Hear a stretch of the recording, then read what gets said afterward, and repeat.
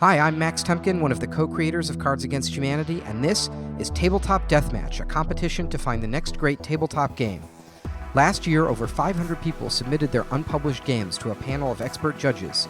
16 finalists came to Gen Con to pitch their games in person, and one of those games will win a first printing paid for by Cards Against Humanity and be named the champion of Tabletop Deathmatch.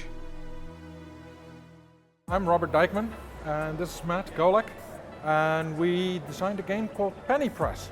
We've been working for about 2 years on Penny Press, designing it. And it's our first game. We've never done anything else. Well, we were out drinking one night after a session of gameplay at our local game store, and we were just chatting with a few folks, and eventually it got down to just me and Robert, and we both said, hey, we sort of revealed that we maybe were closeted game designers, and we're interested in maybe coming out of the closet and trying to build something. And I brought this Penny Press idea, and it's very early stage, and Robert was excited by it. I looked at this game. We pulled it all apart, throw in a lot of new mechanics, play tested it, saw what worked, what didn't work, and I think we were very successful. I think we have a great little game going right now. It's come a long way, yeah. For sure. We were very surprised to make the final 16 out of 500 games. Of course, we didn't realize that you guys were getting that many games in. Our game, honestly, is not a lighter game like Cards Against Humanity. So when we heard that we were in the final 16, we were very, very excited. We booked planes to Gen Con. We didn't plan on coming. Of course, comes at the worst possible time. Me being from the Netherlands, my dad's in town. He's here for 2 weeks. I haven't seen him in 3 years. And I had to give him a call and say, hey Dad, how would you feel about the day after you come flying in, me leaving you and flying out to Indianapolis and leaving you with my wife for a couple days? And he said, yeah, you got to do this. This is a once-in-a-lifetime opportunity. Your wife doesn't speak Dutch and he doesn't speak that much English. Yeah, which makes it even funnier. It makes it a challenge. Yeah. When I'm not designing games, or this one game anyway, I used to work in newspapers. I was a reporter, editor, copy editor, a bunch of different things. But right now I'm a stay-at-home dad pretty much. I've got a 10-year-old son at home and he keeps me pretty busy. I am a computer programmer, and I actually build programs that are taking care of people that are not paying their loans on time. So we've been really, really busy lately because that's what's going on these days. Hey guys, how are you? Thank you guys so much for coming to show us Penny Press. Tell us about the game. Okay. So we're Matt and Robert, and we've developed the game Penny Press. It's about publishing newspapers in the time of Penny Press, which is the start of the 20th century. So we have stories about that era that will come out during the game. So every player gets a little sheet like this, and this is the front page of your newspaper. And what you'll be doing is you'll be sending out reporters out to different stories that are on the board. We've already put a few stories out on the board. And as the reporters go on these stories, the value of that newsbeat goes up. So as you're putting these stories on the sheets, the different values will determine how the score is for your front page. So the turns are pretty simple. What you do with your turn is you can take reporters and put them on those stories. Your reporters from your newspaper are chasing the stories.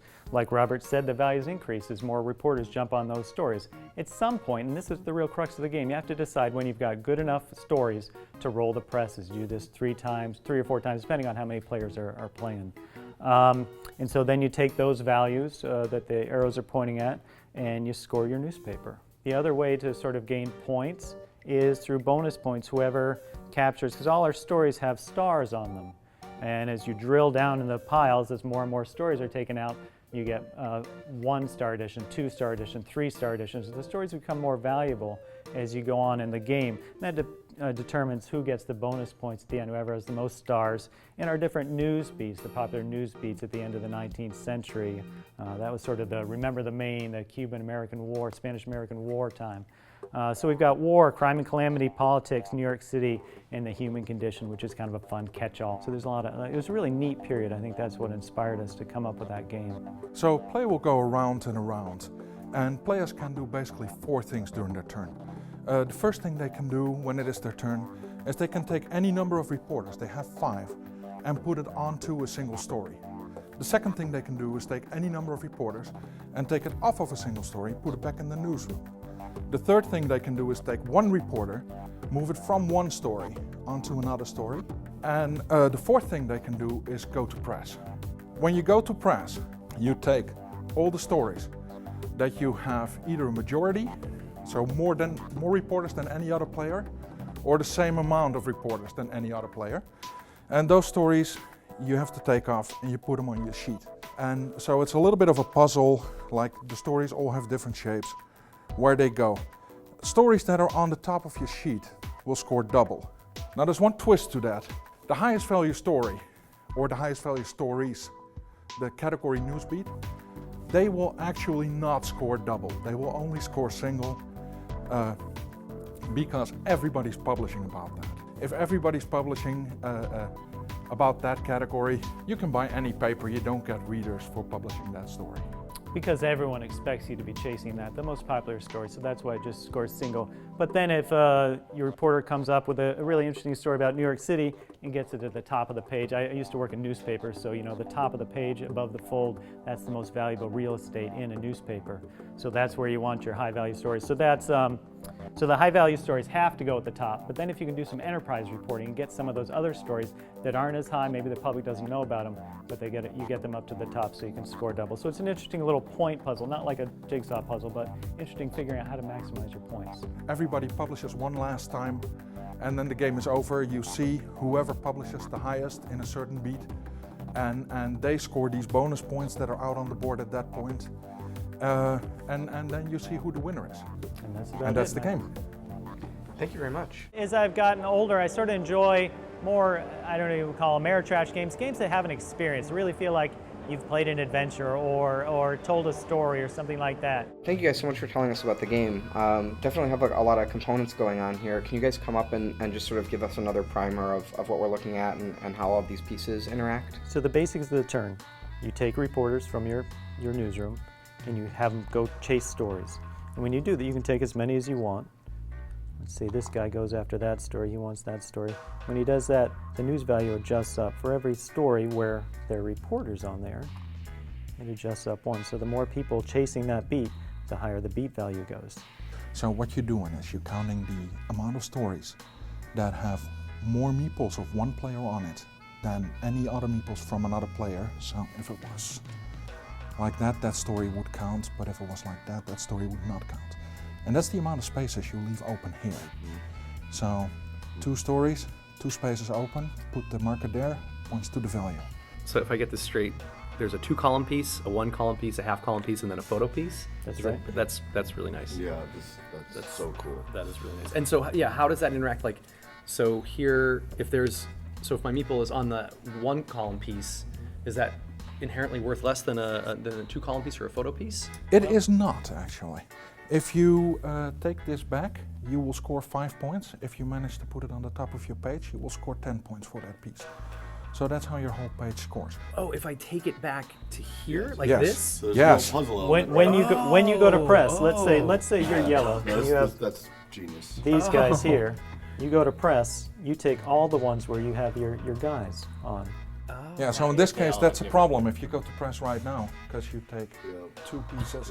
But if This one is left over, so you'll get -5 points. The last little thing that because you do this a couple times, so let's say you've gone to press there, and the next thing you do is you flip a card, you get 3, so now you've got an advertising, you've started to become successful. Now you've got a little bit of a challenge to your puzzle. Wow. On the next turn, the advertisement moves my up God. somewhere in this row. I did not expect to see Tetris So in this it game. makes it a little bit. My mind is just completely blown here. The amount of cool stuff you have in here is amazing. The question I have here is that there's a lot of references to earlier times and things that maybe not a lot of people have experience with, right? Like it's so cleverly crafted around a story that maybe in this day and age very few people have a connection to. And I'm wondering how you feel that's going to play when you introduce it into an environment like we have today. Well, that obviously, I mean, newspapers is something that is more and more of the past, I think. I'm actually not a newspaperman myself at all. I was fascinated by the period. I'm also not American, so they never told me in school about any of this history. So I learned about this through talking to Matt and developing the game.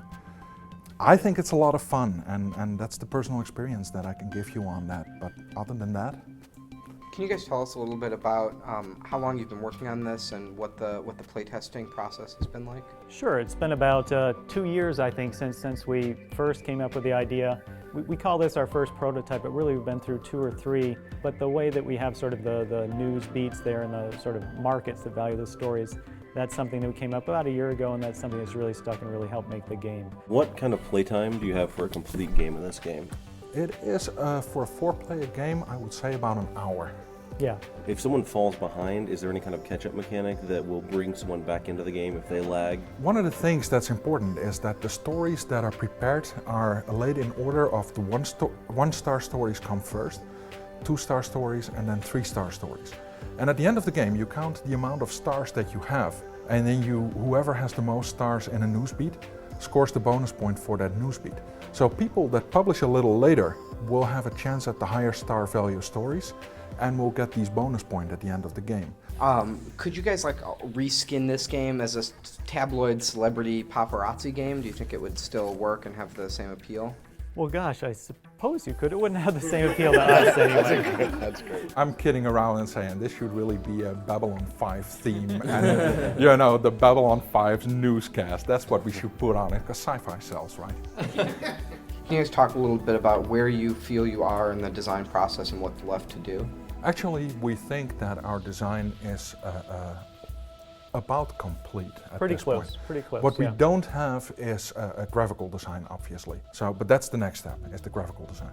Thank you guys so much. I think we're all really impressed by this, and I can't wait to talk about it with the judges. We're gonna hang on to your prototype for just a minute and give it a good discussion. And thank you guys so much again for coming to show us the game. We really appreciate it. Thank you for Thank having you. us. I really like the aspect of sending out your reporters and gathering them back to build a newspaper. I used to work in newspapers, so the theme is very near and dear to my heart. And so really grabbing those stories, knowing exactly when's the right time to roll the presses before someone else scoops you and takes the stories that you want, and then assembling them on your paper to produce the best scoring paper you can. That's what really excites me, and that's really the part of it that stayed constant throughout all the different prototypes and designs. There's a lot of subtle strategy going on that is actually a lot of fun. Okay, judges, do you want to come up and take a look at this thing? Rise. So I have to say I am so incredibly impressed by this. When he showed us how the paper comes together on the board, like the hairs on the back of my neck were standing up. Like that was just so cool. Yeah. I mean, I've been in this room, right? I mean, I've watched people rip up the page because somebody walked in with something that went right in the middle of the page, and it just, I mean, it's. Yeah, when he said that advertising thing. Yeah. That's so good. Yeah. So I get to be Simon Cowell here. Okay, good. You're a little biased for one thing, Mike. But no, actually, I think elements of this are brilliant, like the Tetris thing and other things. But I think elements of this are my breaking game designers, like the pawn placing mechanic, the scoring mechanics are broken as crap. Like there's a. Like if you've ever played Supremacy and there's a stock market and you place the thing and you're like, I'm going to put the oil all the way up, and the next turn the other person's like, I sell all my oil, and it's back down to zero. It's like, that's going to happen in this game. I was actually going to say something like that too. It's like everything about this game completely speaks to me, and yet the thing that doesn't speak to me is the worker placement mechanic. And while it's got this brilliant theme, essentially, there are elements of this that don't fit the theme, like first to press should be worth a lot, right? And instead, first to press on the hottest story should be worth a ton, and instead it's not. You've played the game. Can you speak to any of those potential problems or any other issues with it? Yeah, so I have, they said they submitted it to the Boston Festival of Indie Games, and I was helping judge for that also. You lose a bit of that first to press idea when you have to worry about things like game balance. And from my experience, it was actually fairly balanced. It was an interesting game. Yeah, one of the questions I didn't get a chance to ask them was if content of various stories had any material effect on the game, or yeah, if there's a way to. I think only in the fact that if you get a whole bunch of military stories, you're going to get the military bonus. And the opposite seems to be true in some sense, in that if everybody's covering one thing, that itself is not valuable. Right. So there's kind of a weird tension there. So I think there was some concern during the Q&A about, will people relate to this theme? Will they be into it? I'm not a farmer, but I like playing co-op. Fair enough. Retail folks, do you guys have any thoughts on the potential commercial appeal of the game? Well, there's been a big move in Euro games, and I would say this is the first game I would say is a Euro style game of the games we've seen to have themes that aren't castle building in the medieval Sure, ages. right. It is unique. Terra Mystica and the Manhattan Project, they're very popular right now, and it's because they're Euro style games that that aren't necessarily super relatable to people, but that the Euro style market's kind of a niche market, and they like these new themes coming into their games. Sherry, do you see anything here that would be a production issue? I mean, we've got a folding board. That's one of the first folding boards we've seen. It all seems straightforward to me as far as manufacturing goes, so I see no problem. All right. Well, I think there's definitely a lot going on here, and I have to say I want to see more of it and play it. So yeah, can't wait to see what happens with this. This is the first game that just blew my mind. Well, I think we're going to push ahead with Penny Press regardless of whether we win this event or not. I think for us, just getting here, coming here, meeting all the other contestants and the organizers and the judges, that's been the victory for us, and that's been the best prize that we could have, really. It's been very inspiring to see the other folks and their games, and so I think we're going to move ahead and push Penny ahead to some sort of publication. We feel we have something here. We have something fun.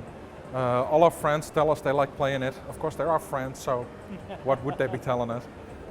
But we got to do this. This is, and it's so cool to have a game laying in the store that has your name on it as a designer. How cool is that?